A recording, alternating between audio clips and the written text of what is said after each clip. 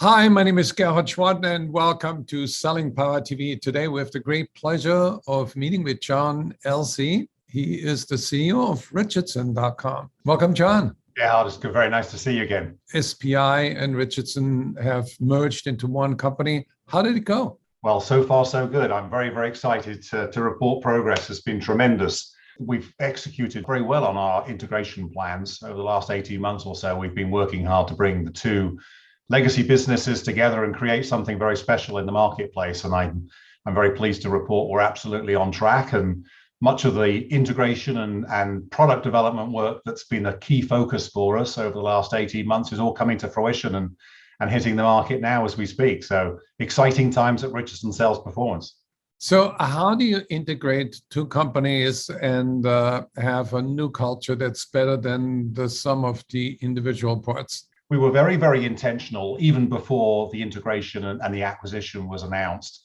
We spent a lot of time looking at the two businesses, and we were quite determined that we would put these two organizations together and ensure that 1 + 1 equaled the greater than 2. We were very purposeful. We set up a number of working groups to focus on, some focus on product innovation and integration, others thinking about culture development, a third work stream on brand and value proposition, and of course some of the other integration activities such as systems and technology, supported by significant financial investment. And I'm very pleased to say that we're coming through that integration activity, and we feel like we're in a really good place today to work with the customers in the marketplace and offer something a little different. So would you say that SPI was sort of leading with process and Richardson leading more with skills? Yeah, it's a great observation. And I think that's even though each of the respective businesses had somewhere around 300 active customers at the time of integration.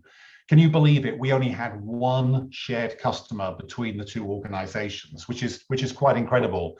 It really felt like the market early in its decision-making process either had a bias to choose a process-orientated solution, or they felt their business challenge or their opportunity might be best addressed by enhancing the selling skills of their sales force.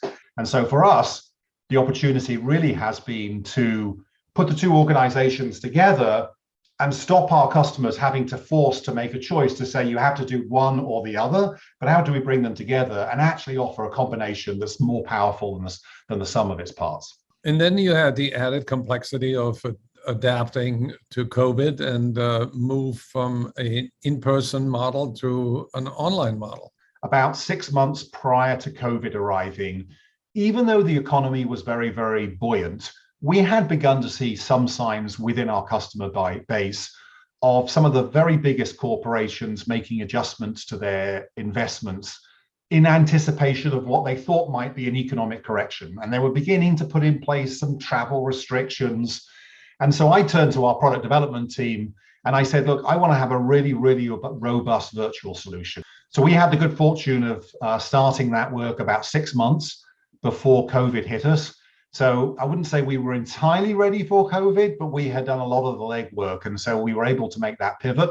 And today in our business, about 90% of our deliveries now are virtual. So what was the customer response when you introduced yourself and said, well, now we are offering a lot more? I would say overall, very positive. The first question that our customers wanted reassurance on was, are we still going to continue to be able to take advantage of these programs and continue to work with the people and the teams that we love and we know? And of course, we gave them that assurance that that would not come to an end. And then when they learned that, the integration of our two businesses meant that we had significantly broadened the portfolio of products and services that we could make available to them. They were excited to lean in and learn more. There have been a lot of innovations in the last 18 months in the field of learning technology. How do you adapt to that? In addition to the development of the content, the program materials around our Agile selling methodology, sprint selling, we have also been in rapid development of the next generation of our digital sales performance platform, Accelerate. We're seeing trends in the marketplace that customers want to have easier ways to access and acquire content, deliver content in shorter format, kind of nano lessons and short form modules. we've been working very, very hard over the course of the last 12 months and have developed this new Accelerate platform that integrates things like data-driven assessments so that we can not only report on the progress of learning, but the impacts of that on behavior change, and also connect that to the underlying performance data as it changes within our customers' workflow environments. We've upgraded our developmental sales coaching program in the last 12 months.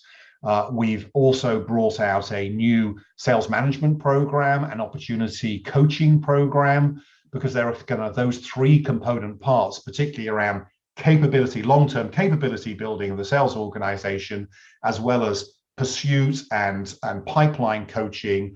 Those elements are critically important. So we've taken a fresh look at what it means to be a sales manager within one of these organizations and made sure that our investment is not just being directed to sales professional programs, but also addressing the needs of the managers and the sales executives. How can people learn more about you and get some insights into how to achieve sales goals faster? Well, we'd love to hear from anybody out there that's interested in understanding how to drive their sales productivity. So come find us at richardson.com, info@richardson.com, and we'd love to have a conversation with you. Awesome. Thank you, John. Yeah, it's great to connect with you again. Thanks for your time today.